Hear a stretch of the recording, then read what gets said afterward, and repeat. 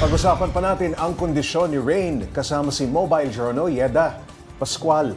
Isa na namang rare disease ito, Yeda, ano? Sabi mo, nasa kolehiyo na si Rain. Ano ang kanyang kurso at paano siya pinahihirapan ng karamdamang ito sa kanyang pag-aaral? Yes. First year college na si Rain, Pops J, BSBA siya o Business Administration. Ang sabi niya, ang nagpapahirap daw sa kanya, syempre yung kanyang paglalakad, tipong kapag masyado daw siyang matagal naglalakad, talagang nararamdaman niya yung ngalay, yung bigat ng kanyang mga paa. Tapos, so may ngalay at may parang pamamaga, gano'n? Yes, parang gano'n. Tapos sabi niya nga rin sa interview, kapag umaakit siya ng hagdan, kinakailangan may aalalay na sa kanya kasi talagang mabigat. Tapos tinanong ko, paano yung mga kamay niyo? Paano kayo nagsusulat? Hindi pantay yung daliri. Ang sabi niya talagang kapag tumagal yung pagkusulat niya, nangangalay din siya. And then, syempre, Pops, na-curious ako. Ang college kasi meron niyang mga PE tinanong ko, paano kapag may PE ka? Anong sabi gagawin niya niya? naman, Paano? kasi di ba may mga activities yan Physical yan. Yes, ang sabi niya, exempted naman daw siya. So, hindi na daw siya binibigyan ng mga ganong task. Binibigyan na lang siya ng mga madadali lang yung mga kaya niya, hindi siya mahihirapan. So, iniintindi siya ng kanyang mga profesor sa kolehiyo. Okay, may ilan ng kaso na naiulat, nakahalintulad nito, no? Ang tawag, local gigantism, no? Pero sabi mo, hindi pa napatingnan itong si Rain.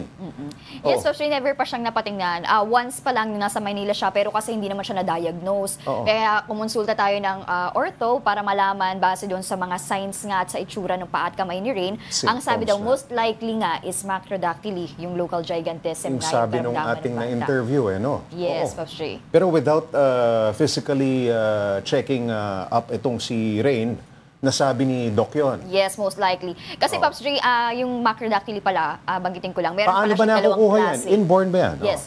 Pops J, hindi siya inborn.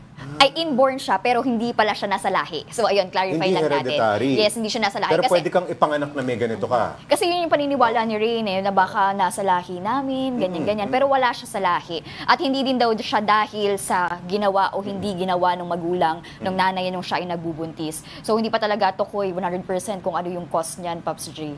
Paano ang approach ng pag-heal ng mga ganitong klase ng kondisyon, Yeda? Naoperahan ba ito? Nakukuha sa gamot? At gaano kagastos? Yan ang pinakamahalaga. Yes. Pops J, kailangan talaga sa ganitong case, dahil nga rare siya, kailangan maging maagap, ayun yung sabi ni Doc. At pwede naman siyang maoperahan, yun nga, yung sa pagpapaiksi ng buto sa kamay o sa paa. So, pwede daw yun. Pero, ayun nga, sa case kasi ni Rain, Pops J, medyo matanda na siya. So, kasi dahil nga inborn ito, mas makakabuti kung habang bata pa lang siya. Mas maagap, mas okay.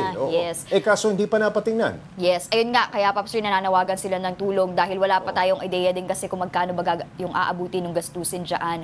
At marami pa kasing test na kailangan gawin sa kanya. At sabi nga ni Doc, Pops J, kailangan niya din magpasuri sa endocrinologist kung mayroong problema dun sa kanyang growth hormone kasi nga matangkad siyang bata. Correct, So, sa ngayon, wala siyang tinitake na medication? Wala, Pops Para J. ma-manage yung pain man lang, wala? Wala, Pops J. Kaya yun yung nakakatakot niya dahil baka isang araw na lang daw magising siya, hindi niya na kayang lumakad dahil dun sa bigat nga ng kanyang paa. Yeda, ano ang kabuhayan ng kanilang pamilya?